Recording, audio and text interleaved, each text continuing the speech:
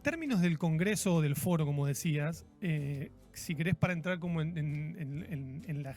como en la atmósfera, la pregunta que te haría es si, si es que se puede contestar, es qué se respira un poco respecto de las temáticas o de algún eje que sobresalga y que de alguna manera nuclee, ¿no? Y le dé como una atmósfera al foro, por ahí no, pero me interesaba como conocer esa primera impresión que tuviste.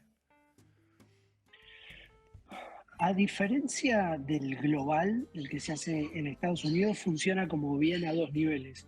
Funciona, por un lado, bien local, digamos, que es lo que ocurre en Japón, en esta cuarta economía del mundo, y por otro lado, como que ocurre un poco en la región. Ujú. Y la región, en términos económicos, es muy poderosa. ¿Viste? Viene mucha gente de China, de Singapur, bueno, mucha gente de Japón. Entonces, todo lo que hay por hacer lo hacen, por decirlo de alguna manera. Claro. Entonces, bueno, un poco de innovación, de inteligencia artificial y muchas prácticas como muy básicas. ¿Viste? Esa idea de procesos que siempre tratamos de combatir la normalización de desvíos como herencia. ¿Cuál es el presente? Es un presente de desvíos normalizados, Ujú. porque esa es una herencia de la industria. Hay algo de esto que ocurre a nivel global, pero con altísimas particularidades culturales propias de cada región. Ujú. Claro. Entonces, como que de alguna manera el mundo fue madurando en esta idea de seguridad de procesos y todos heredan desvíos normalizados como con su propio acento, por decirlo de alguna manera. Ujú. Claro. Me gustó mucho, por ejemplo, en el inicio del Congreso, una de las cuestiones que dicen es, bueno, Japón está como cambiando su mindset, digamos, ¿no? Japón y la industria un poco, está cambiando su mindset. Dice, estamos como en pañales en términos de la seguridad de procesos, que empezó en 2017. Yo decía, no, en 2017 en todo caso habrá empezado el lenguaje Claro. del marco de gestión del CCPS en Japón, pero por supuesto que la seguridad de procesos y sus 20 elementos, aunque no tratados con ese lenguaje, empezaron mucho antes, Ujú. pero así lo vivían. Dice, me gustó mucho esta idea, dice, estamos cambiando de un mindset de cero incidentes a un mindset de gestión de incidentes. O sea, dejamos de hablar del cero, que es como negar el error humano, digamos, y pasamos a hablar de gestión. Así abrieron, dice, es como dejamos el cero para empezar a hablar de gestión de barreras. Es como, y fíjate como que bien planteado estaba, porque el cero accidentes, ¿qué es? Bueno, es mirar a la persona. Claro. Entonces, dejar de hablar del cero accidente es dejar de mirar al individuo y empezar a mirar a los sistemas. No, y además el accidente, Bien, perdón, el accidente como eslabón final de una complejísima multicausalidad sistémica, ¿no? Ese cambio de mirada. exactamente, Mm. por eso me gustó mucho como del cero el cero incidente a la gestión de barreras. Tipo, me gustó como en inglés lo planteaban como una frase también como muy entretenida, que era como hacia el compromiso, como de compliance a commitment, Ujú. una cosa así. Ujú. Pero compliance no sé si estaba bien utilizada en esa frase. Pero bueno, era como salimos de las personas y nos vamos a los sistemas. Bueno, salimos de pensar en cero y empezamos a pensar en gestión. Eh, Básicamente era así como una enorme síntesis de la apertura. Trabajar en barreras, mejora continua en cómo identificamos los riesgos y después, bueno, mucho liderazgo. Claro. Básicamente como el gran problema global es el problema del liderazgo. ¿Y qué vamos a hacer? El liderazgo entendido como las personas que son responsables por hacer que los procesos funcionen en forma eficiente, los procesos, no los negocios, porque ya dan por descontado que los negocios funcionan bien en estas economías. En un momento, otro de los tópicos, que es un tópico muy global, hay dos tópicos muy globales, uno es liderazgo y este se desprende del liderazgo, que es, viste esta idea de, mira, una idea bien de alta gerencia, si tengo que dar explicaciones, prefiero dar explicaciones por una falta en la producción y no por un Ujú. evento, y Ujú. mucho menos por un evento de procesos. Entonces hay como mucho statement, como mucha frase es como, no me importa el negocio, no me importa el profit, no me importa las ventas, me importa la seguridad. Como mucha frase de SEO que repite ese, como como ese latiguillo, no me sale, no tengo palabras.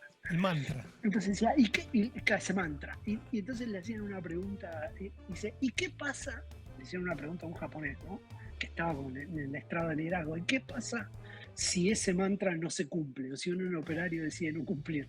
Y el chaval se quedó como mirando, ¿viste? Que también hay que tener la dificultad del inglés, que si se entenderán. Claro, no se habrán entenderán. entendido que. Y dice, es como, pero a nadie se le ocurre no cumplir con algo que se le pide. ¿Viste? Es Claro. como que el problema es de una dimensión humana. Ujú. No entra como una dimensión de rebeldía en todo caso. Es como el problema de ordenar la complejidad por volúmenes. Claro.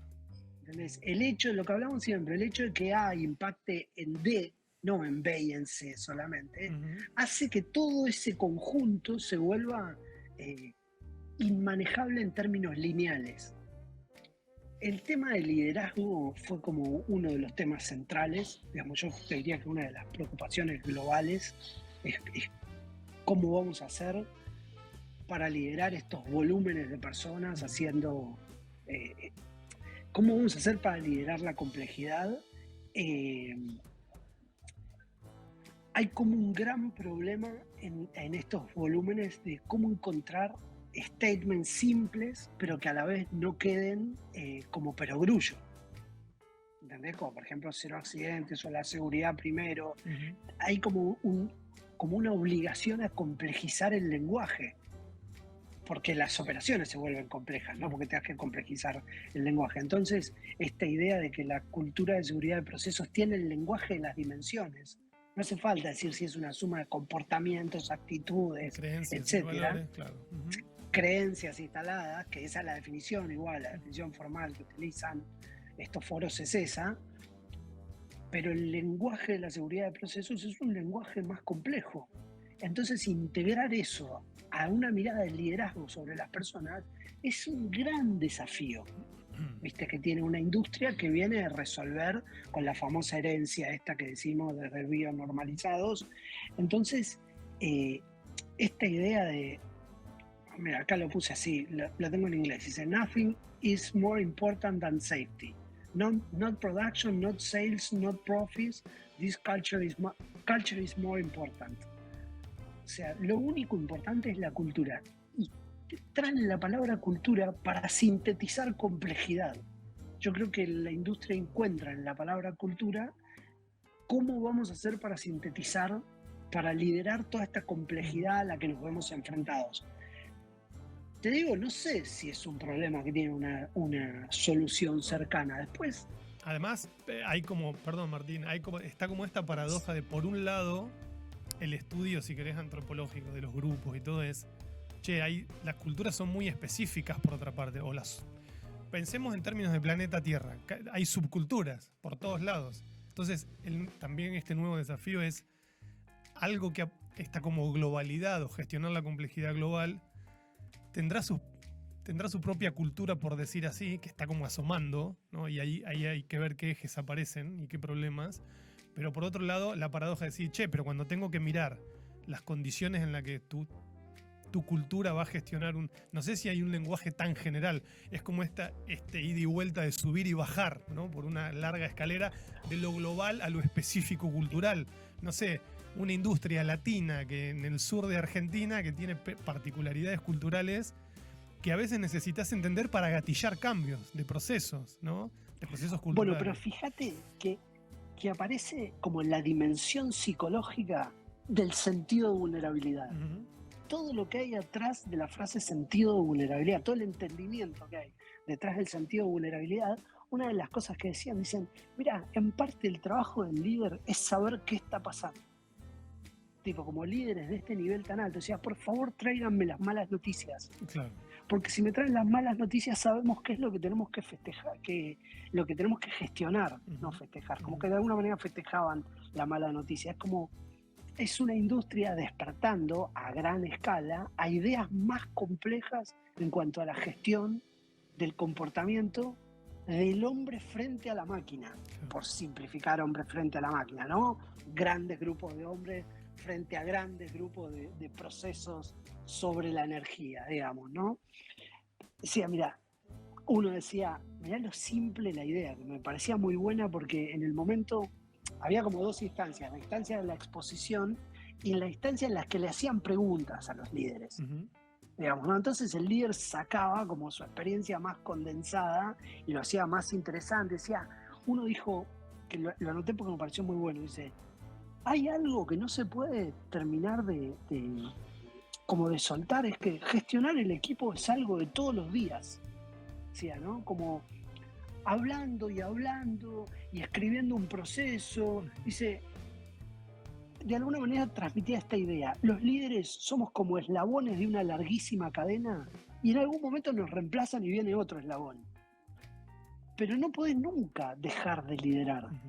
Y esa idea, que puede sonar simple o de perogrullo, es una idea nueva en términos de seguridad de procesos.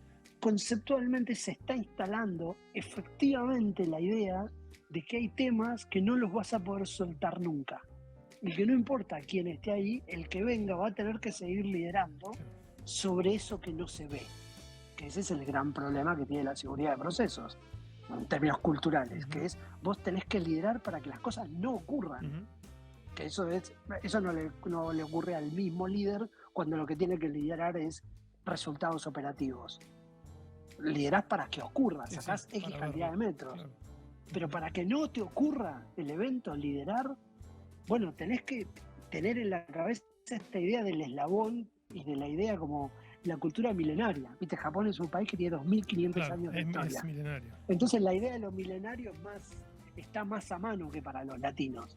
Entonces esta idea de que siempre tiene que haber un líder liderando la seguridad de procesos no es lo mismo que siempre tiene que haber un líder liderando la operación. Ujú, claro. Es como alguien que lidera lo invisible. Esa idea, la idea del gran desafío que tiene el liderazgo, yo creo que se empieza a hacer visible globalmente en esta época y en este congreso quedó muy claro por lo simple que lo transmitían. Decían, es peligroso no saber lo que no sabes. Tipo, no saber que no sabes. Claro. Tipo, necesitamos por lo menos saber que tenemos un problema que no sabemos cómo se resuelve. Bueno, todo ese tipo de razonamientos me parecieron como, no sé, me parecieron como muy buenos porque resignifica esta idea del liderazgo con el ejemplo.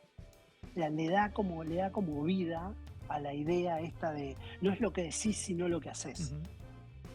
¿No? En seguridad de procesos, sobre todo, porque lo que haces es lo que previene que no ocurran cosas, Claro. previene lo invisible, digamos.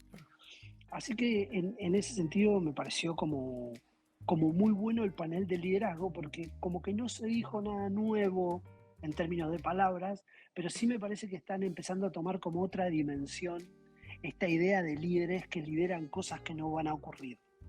Viste que el resultado positivo es que no te ocurran los eventos. Otra de las presentaciones, una presentación que me gustó, mirá esta problemática. Eh, a- para que haga la traducción, es el conocimiento de cómo se va a producir la retención y el recambio de la fuerza laboral. Es medio compleja la traducción, pero básicamente ocurre en una planta en Singapur, en una compañía en Singapur que tiene plantas en diferentes lugares, pero básicamente el problema que tienen es que su fuerza laboral tiene una gran parte de su fuerza laboral tiene más de 55 años y les cuesta reemplazarla. Entonces, bueno, nos encontramos como que estábamos perdiendo mucha gente muy experimentada y teníamos un gap enorme entre el conocimiento que tenían los más jóvenes y los más experimentados, lo cual generaba que los más experimentados sufrieran mucho desgaste y se quisieran ir antes. O sea, es como, ¿viste? Entonces cuando descubrieron eso, dijeron, bueno, tenemos que empezar como a abordar esta temática y dicen, es el viaje de ser tipo de competente hacia proficiency, hacia mastery. Entonces decían, bueno, ¿cómo hacemos para desarrollar competencias más rápido? ¿Y cuál es cómo hacemos para desarrollar competencias más rápido? Bueno, no se puede. El aprendizaje lleva el tiempo que lleva. digamos. Dice, entonces, ¿y cuánto tarda un operador en volverse competente? Entonces hacían un cálculo promedio y decían, y bueno, 5 años más o menos. Entonces, ¿cuál es la resolución para una fuerza laboral que está envejeciendo, entre comillas, y se quiere retirar y te está dejando sin conocimiento? Y usó el ejemplo del mono y las bananas. Ubicás ese Sí, que le ejemplo tiran el chorro de de que agua. meten en una, Sí, no. sí, que meten un mono en una jaula y le tiran una escalera, bananas colgando, y cuando un mono se sube, le tiran un chorro de agua, se meten otro mono, el otro mono se sube y le tiran un chorro de agua. Entonces llega un momento que los monos entienden que no se pueden subir a la escalera porque les tiran agua, y cuando meten un nuevo mono Y ve que nadie se sube a la y ve que escalera. nadie se sube, no se sube a No la se escalera. sube. Entonces me parecía, digo, qué poco feliz el ejemplo, tratar de monos y bananas a los Al operadores, final, pero ¿viste? con esa lógica empezaron a plantear como si cómo vamos metiendo nuevos monos o hacemos que los que se retiren dejen esa transmisión del conocimiento. No, me causaba mucha gracia el ejemplo por lo políticamente incorrecto que era, pero la buena onda que tenía el que lo presentaba era increíble. Y bueno, ¿qué hicieron? Escuchá la solución que tomaron. Empezaron a tomar los reemplazos para gente que se va a retirar entre los próximos 5 y 10 años. Claro, O está. sea, empezaron a tomar hoy la persona que se va a retirar dentro de 10 ¿Te años. imaginas? Escuchá esta frase, yo creo que si no fue, nunca la había escuchado, si no es la frase del Congreso pega en el palo. Dice, no es solo el know-how, sino es el know-why. Tipo como me encantó, dijeron, no necesitamos gente que solo tenga como conocimiento de cómo operar, necesitamos gente que comprenda el why, digamos, como que comprenda los procesos, que comprenda en profundidad todo lo que puede ocurrir. Entonces nos pusimos a trabajar en diseñar cómo se va a transmitir ese know why. Entonces, bueno, pues como documentación documentación intencional para transmitir cosas que todavía no ocurrieron, entrenamiento en cosas que todavía no ocurrieron. Imagínate ponerte a entrenar una fuerza laboral para dentro de 5 años. Parece ciencia ficción. No, es ciencia ficción acá. Duplicando posiciones. Pagando recursos, dando recursos para eso. Pagando recursos. Porque tipo, básicamente, ¿cómo se soluciona? Vos decís, bueno, en gran parte con plata. Todo lo que te dicen es, no hay más headcount. Acá lo que estaban haciendo es duplicar posiciones que convivían años. Claro. Porque si tenés un tipo que necesita 5 años para que tenga el know-how y además otro se retira, también en esta industria, ¿no? También, sí. Claro, pensando esta frase que es tan gráfica, que solemos mencionar, la cuenta que nadie hace, ¿no? Que, viste que cuando muchas de las cosas que se le critican, entre comillas, a la disciplina operacional es bueno, pero es medio un palo en la rueda, hay que seguir. No haríamos casi nada si tuviéramos que ser disciplinados. Es claro. Que hay muchas consecuencias respecto de ser indisciplinado, que como no haces la cuenta, ¿no? Por la cultura en la que estás, por un montón de cosas, y que si hicieras la cuenta te darías cuenta que te convendría. Probablemente este tipo de industrias o este tipo de organizaciones tan grandes hacen algún tipo de cuenta en la cual esa solución tiene como un sentido e incluso económico, pero claro que para nosotros es como impensable, ¿no? En términos de 20, 30, 40 años, planificaciones. Pero no, por supuesto. Transgeneracionales. Económico, pero, o sea, ¿cómo vamos a cambiar a gente que sabe casi todo, esto puesto entre comillas, sabe casi todo, a gente que no sabe casi nada? Claro. Digamos, ¿cómo vamos a hacer esa transición? Me gustó mucho el caso por la simpleza con la que lo presentó. Bueno, tenemos un problema de aging, como le dicen a la gente que está envejeciendo, claro. y el nivel de realismo es decir, bueno, necesitamos 5 años para que la persona aprenda. Así que lo que vamos a hacer es ver quiénes se van a retirar dentro de 5 años y empezar a generar un proceso ahora que además igual genera riesgo, desgaste, costos en entrenamiento. Bueno, vos podés visualizar un poco el dolor organizacional que trae un proceso de esta naturaleza, pero también me gustó mucho por lo atípico del caso, del realismo con el que lo presentaron. Que en el fondo está conectado con aprovechar la transmisión del conocimiento, que la organización no desperdicie el conocimiento que ya tiene acumulado, ¿no? En esa gente que pero se va a retirar. Completamente. Otro de los casos que tiene que ver mucho con conocimiento es realidad virtual. Hubo una presentación de una compañía de polímeros de Malasia que usaba como unos cascos. Ujú. Estoy tratando de pensar cómo se llama, transformación digital, le habían puesto de nombre al caso, muy acelerado por la pandemia, donde no podía ir mucha gente a las plantas. Bueno, aprovecharon para meter cascos que transmitían en forma remota. Y viste como esa tecnología 3D donde se te va construyendo en la aplicación, vos vas viendo lo que se proyecta en vivo sobre las instalaciones, como si fuera gráfica. Mm. Entonces Tremendo. aparece una válvula y sale una flechita y te dice de qué válvula se trata, etcétera. Entonces tenés un profesional que está sentado en cualquier otro lugar del mundo que te va diciendo acá hace esto, hace aquello. Tremendo. Bueno, un Para operar. experimento O sea, para operar para operar. con realidad virtual, claro. Sí, para operar, para hacer auditorías, para muchas cosas lo usaban, pero por supuesto todos estos temas se van experimentando de a poco. Ujú. Y en algunos lugares, como nos pasó con la pandemia y el uso del Zoom, se vuelve irreemplazable. ¿Sí? Les preguntaban, ¿y qué resistencias culturales tuvieron? Y al principio no querían saber nada, después usaban 3 veces el casco, no había manera de hacerlos volver a ir a la planta, querían que vaya alguien con el casco y mirar desde ahí, Claro. digamos, ¿no? Todo muy integrado en un sistema. Y yo miraba, viste la presentación, y decía, pero ¿qué diferencia hay con ponerle una cámara a, tipo como filmar con el celular y hacer una transmisión por WhatsApp? Te lo estoy haciendo como Sí, muy, sí, como muy bruta como tener una la GoPro comparación, ¿no? claro, vivo. Claro. Bueno, y después vi otro caso más adelante donde simplemente a una cámara le integraban Teams. Claro.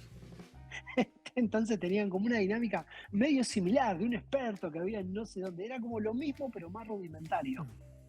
Lo que te quiero decir es que, viste, como que la realidad se termina imponiendo. Después, como la tecnología va como se va usando sola. Claro. Entonces me gustaron mucho estos dos casos y esto era para llegar a lo siguiente y conectarlo con el tema anterior. Viste que recién hablábamos de la transmisión del conocimiento de las personas que se retiran. Ujú. Hubo ya casi una de las últimas ponencias, si no fue la última pega en el palo, que era la utilización de videos para procedimientos. Entonces ahora, mientras lo vemos, el material, 事例の再現映像です。この動画では保護具をつけず作業を行っていた従業員に高温の樹脂が付着しやけどを負ってしまった事故の再現動画です。この動画では実際作業現場にいるような感覚で危険性を疑似的台座のくぼみに差し込み、フック状の部分をバンの中央にある挿入口に差し込みます。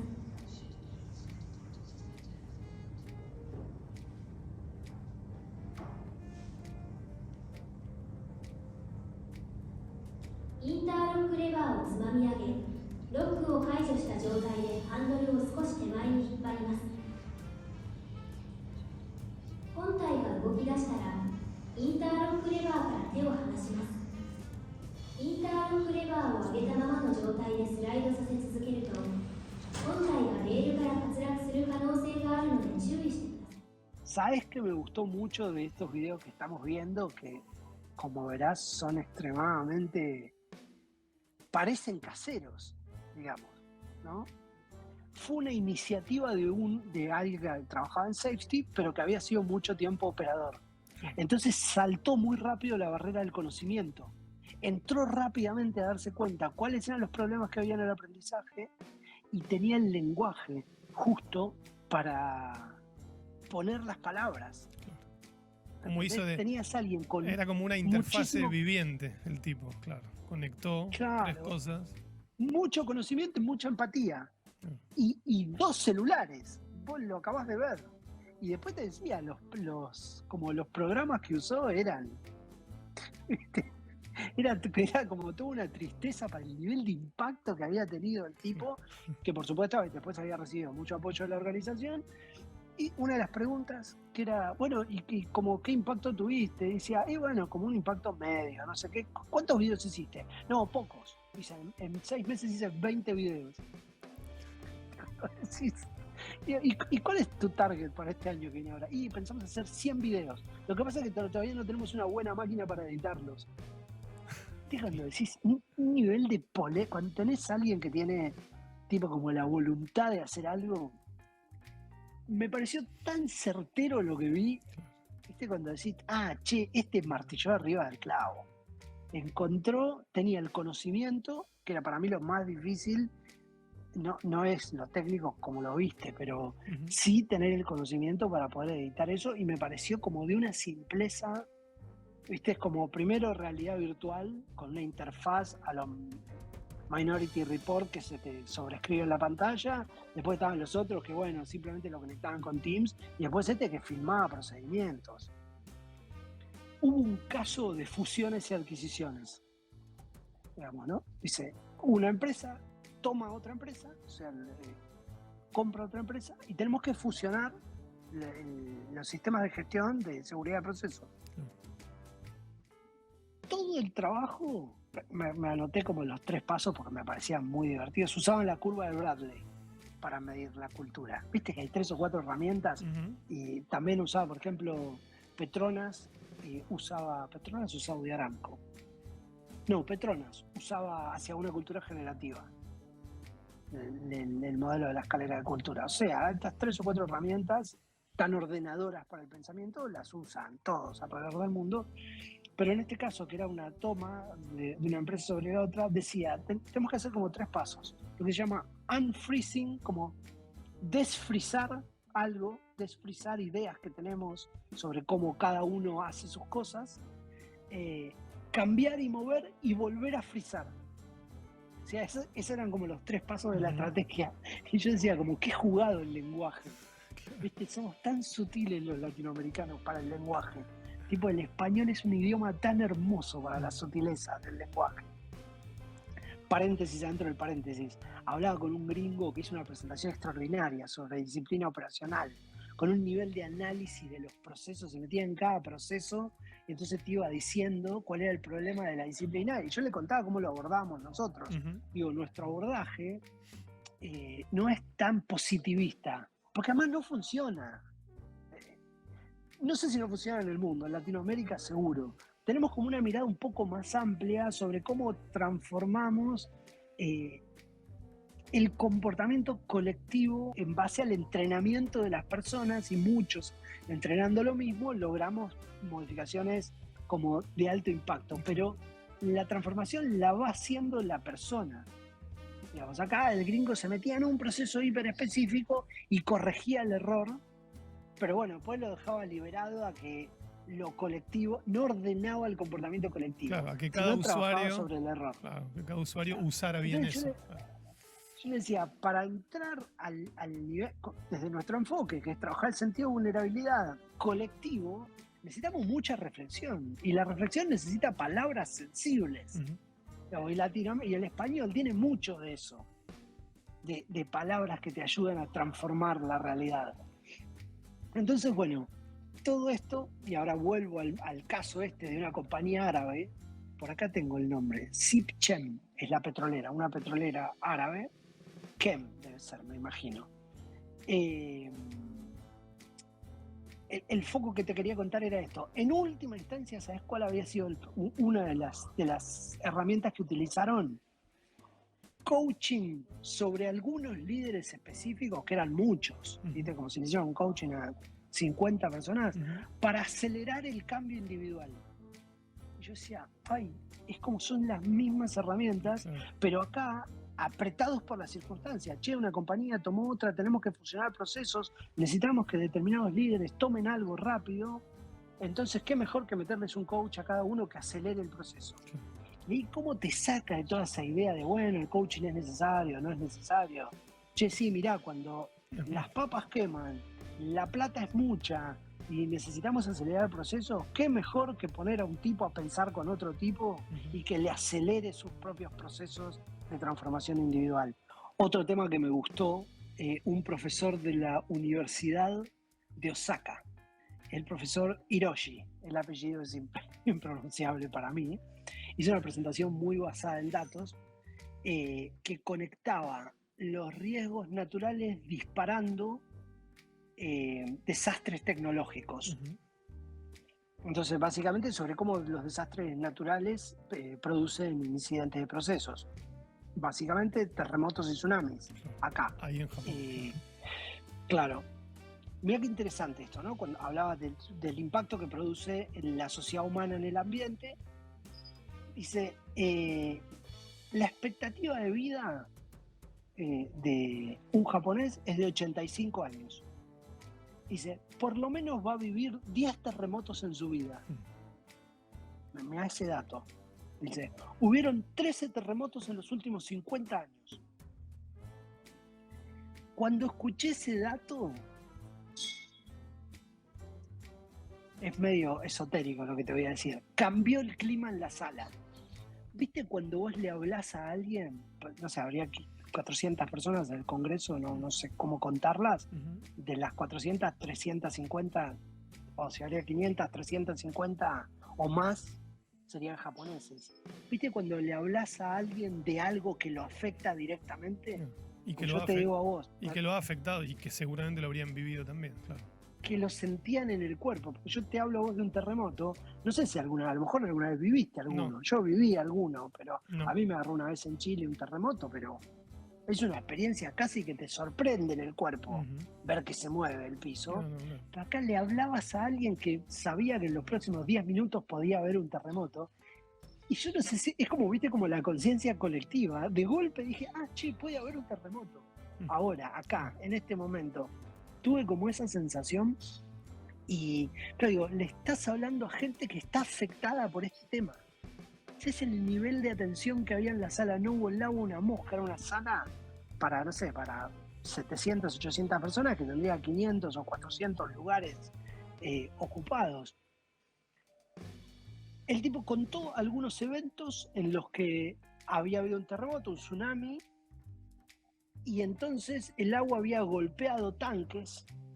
Entonces mostraba toda la ingeniería que se está trabajando para, y no solo ingeniería, sino, viste, simulaciones, modelos donde vos podías ver el tsunami entrando al yacimiento y golpeando el tanque, qué podía pasar con el líquido, viste, tenías como todas las simulaciones. Y claro, el tema de seguridad de procesos y desastres naturales es todo un capítulo acá, que en términos de SPS es el pilar 2, el de análisis de riesgos. Claro. Uh-huh. Bueno, muy interesante por lo particular. Me acuerdo que una de las problemáticas en China era lo que llamaban safety distance, que es, había crecido tanto la población que había algunos, ¿cómo se llama? Plantas que habían quedado en medio de ciudades. Y cuando una planta queda en medio de una ciudad, se produce todo el riesgo de tener la población cercana. Uh-huh. La población cercana viviendo en la ciudad. Bueno, acá tiene el tema de desastres naturales y bueno, en la Argentina también tenemos, mejor no lo digo. Y además de rutas horribles, y problemas sindicales, pero ¿para qué? Qué loco, porque no son desastres naturales. En términos de lecciones aprendidas, claro, para Japón el riesgo de tsunami y de terremoto es altamente probable, ¿no? Lo tienen medido, de hecho, ¿no? Como tirabas el dato. Existieron tantos terremotos en los últimos 50 años, ¿no? Claro. No, y vos, si sos un japonés, vas a vivir 10 terremotos en tu vida, digamos. Uh-huh. Es muy loco eso. No sé si habías completado la idea, pero en relación a este abordaje de los catástrofes naturales, ¿cómo terminaba la historia? Digamos, ¿lo consideran, o sea, lo gestionan como un riesgo respecto a una instalación, digamos, ¿no? Porque puede ocurrir... Como un riesgo mayor. Claro, acá eso no existe. La matriz de riesgos es un riesgo mayor. Vamos. No es, ¿cómo se llama? No es un cisne negro. Hubo otra presentación sobre cisnes negros que me encantó, pero muy conceptual, no es que traía algo nuevo, sino que hablaba del cisne negro en sí mismo. Claro. Es como si hubieran presentado el libro del cisne negro. Pero sí, lo tratan como en una matriz de riesgo, es un riesgo mayor. Claro. Bueno, extraordinario. Lo que más me gusta de todo esto es la visión de futuro, como que Japón como en ese sentido me trae como mucha visión de futuro. Has traído una cantidad enorme de temas que seguramente tendremos oportunidad de profundizar un poco cuando regreses. Así que, bueno, agradecerte y nos reencontramos pronto. Así que buen viaje de regreso. Te extraño, Luchi. Espero que nos veamos pronto Dale. para hacer Brain allá directamente y Continuamos para. acá. ¿Cómo Creo no? que tenemos un par de temas de liderazgo para seguir profundizando. Genial. Bueno, un abrazo grande. Luchi, un abrazo grande. Nos vemos pronto.